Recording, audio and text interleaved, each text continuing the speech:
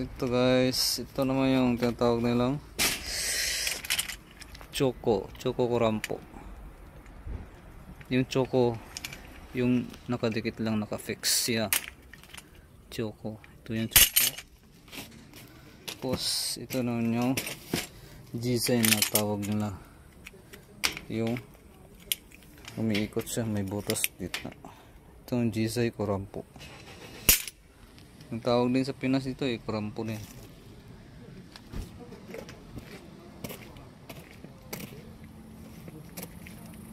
Ito naman yung katobra. Katobrakito. Bakit tinatawag ng katobra to? Kasi brakito ito siya, pinuto lang yan dito.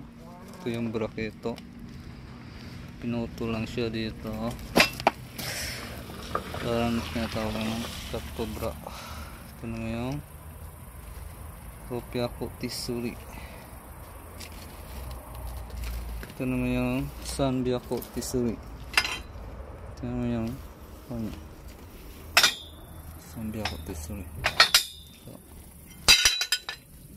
Ito naman yung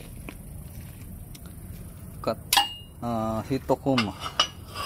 May tinatawag yung Hitokuma kasi yung kuma isa lang, di ba? Sa Japan. Ito naman yung Loringo.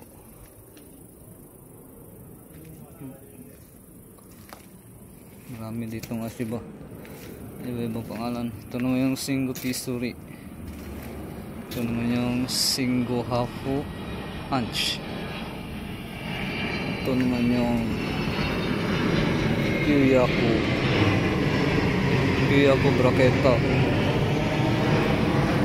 Ito naman yung Hanebra. Ropiaco Hanebra. Ito naman yung Daruma. Ito na lang Daruma. Ito naman yung EG. Yan lang yung forma ng EG nila. Pag inutosan ka, kumuha ko ng EG. Ito yung EG.